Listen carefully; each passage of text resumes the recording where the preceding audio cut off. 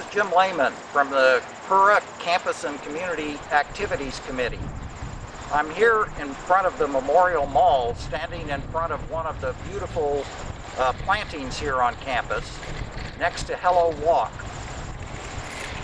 In this video, we're going to take you on a virtual tour of some of these beautiful plantings on campus and hear from some of the members of our Grounds Department about how they maintain the beautiful Purdue campus.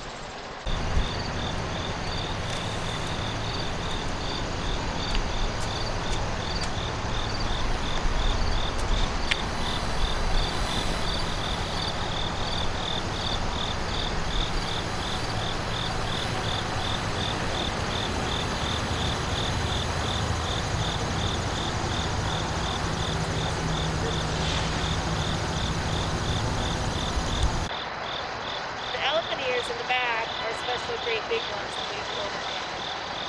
And they're called Calidora. Petunias, it's a red tidal wave petunia, and it's just like a tidal wave, and they just keep moving. But the red leaf, it's a hibiscus, and it doesn't bloom, and it's called Mahogany Splendor. And each one of these plants was just a little itty bitty seed this spring. They grow to very large, beautiful plants. They like it sunny, they like it shady, great colors.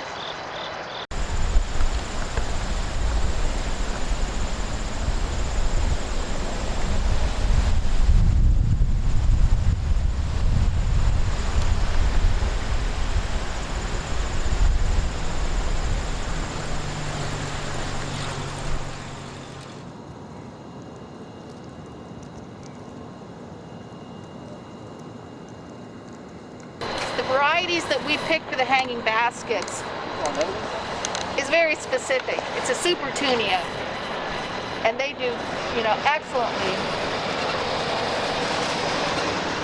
for us. We've tried other varieties, and they get all brown and don't bloom and quit blooming. A lot of people ask us if they're real. Yes, they're real. Yes, it takes a lot to water them. 3 times a week.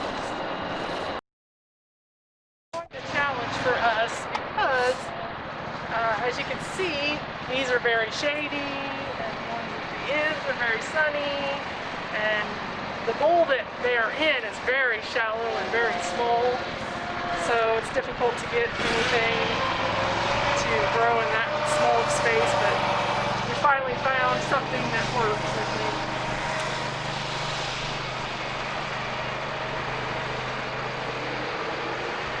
This is a begonia, and this begonia is called, which one is this? Is it the Ilconia? I don't know what we put in. I don't remember which one this is at the moment. A bright orange, maybe?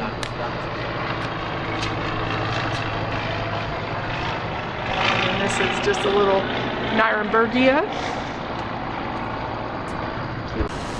And then there is irrigation right in the very center. And these run right now 4 times a week for 40 minutes because they just dry out so quickly because the root mass is just a solid root mass.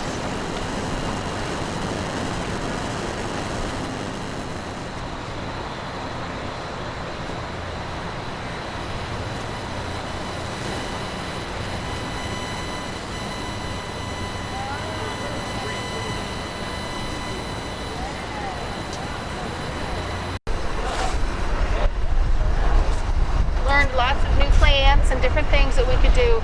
And one of the things that we found was this Aloha elephant ear, and we really like it.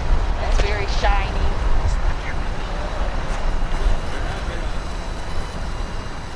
And these vinca, so these are 2 different colors of vinca in these pots.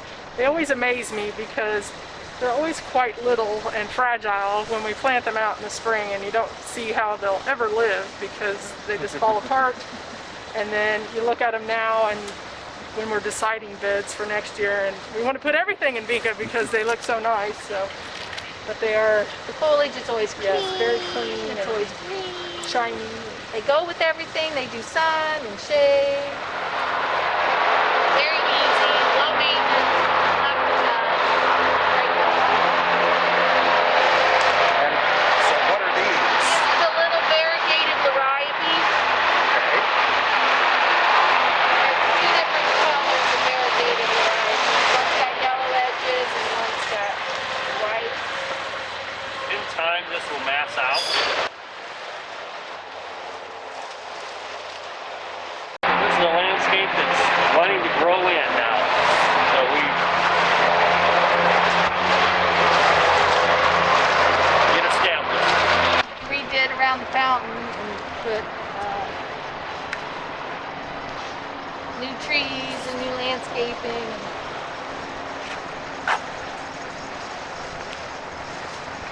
And it's different because they cut down the big trees that were here, so we have a lot more sun than we were used to. It's usually shady beds. Yep. So this is a good example of what we talked about earlier about. So they used to use a lot of impatiens, right? Yes. Now, I mean, they've had to convert to a sunny angle now. Right, elephant here in planters because it's very thin leaves and it's very upright, so it doesn't shade out whatever we put below it, so we can put more sunny things below. So that's boa. And then the geranium we have underneath is a maverick orange. And a lot of people like this bright orange color, but we have yet to see that one in any retail setting either. The plant that we saw at a trial garden, this begonia, heavy bright pink.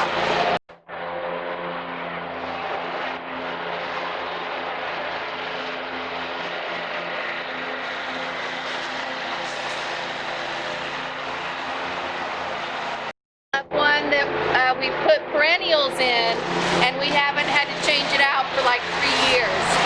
They just stay in there and live, keep growing.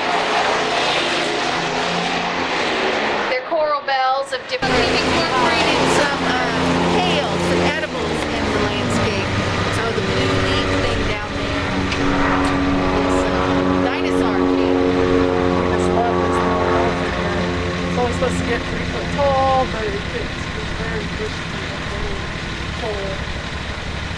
And it seems to like sun or shade or either. Stem landscape, and actually we're not pretty well done with it. We have a memorial tree we need to plant right here yet, but we just finished this 1st of September. So brand new, and it'll be pretty cool once it all grows in and establishes.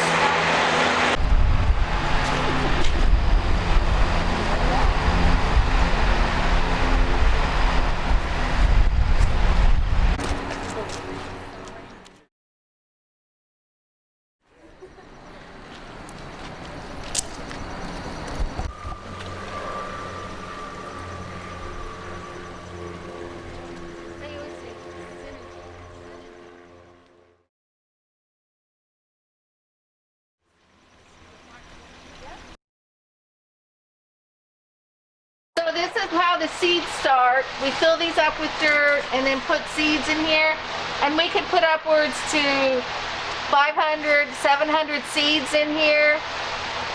You cover it, water it, keeps it very humid, put it on a heat mat, very even temperatures, 65, 72 degrees. And then once they germinate, we harden them off, take the lid off, set it on the bench in here for a week or so. Then we take them out one at a time. And our favorite tray has got 24 plants in it. So, you know, we can get several dozen trays of 700 seeds and then put them out on the bench. We keep track, and how we keep track of everything that we plant. So we kind of design it this way, and then we make changes as we go. You know, maybe we needed to add 4 more to make it look fuller, and you know, every year it changes a little bit. So This is just all of our locations around campus and all of the things that we put in them. And we keep this from year to year, so we can look back and say, oh, we didn't like that, or this bed is shady now and not sunny, and so, yeah, we call it our brain. So nothing goes to waste. We reuse it all eventually. So part of the grounds department, we make our own soil, and that was just officially approved. We've been doing it for years, but we've just officially was approved to make and sell our soil to the construction projects as another recharge operation. So consequently, it's a drawn-out process. So I worked on it for about a little over a year, and so it goes through a pretty rigorous process with our business office and accounting department, costing department, and to create and make sure it's right, and that we're selling it to just cover our costs. We can't make any money on it. We also in the gravel pit operation, we have an area that we have totally designated for composting and making soil. It's IDEM regulated and inspected regularly, and so that we're doing all the things properly.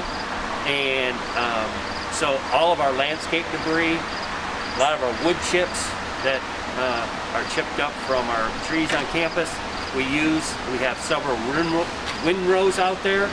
We collect our leaves from this campus as well as we collect the leaves.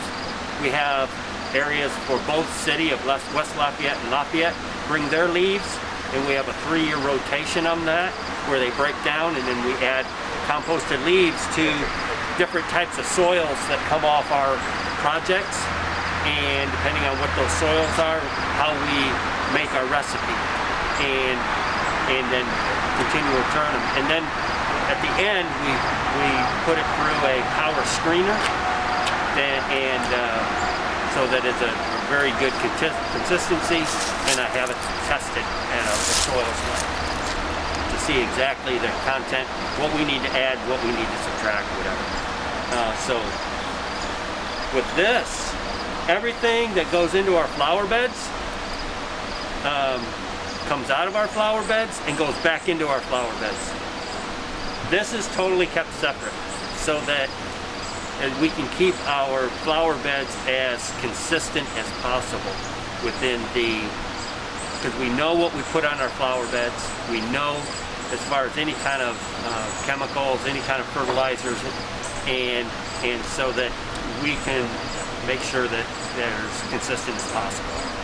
So that's what we found.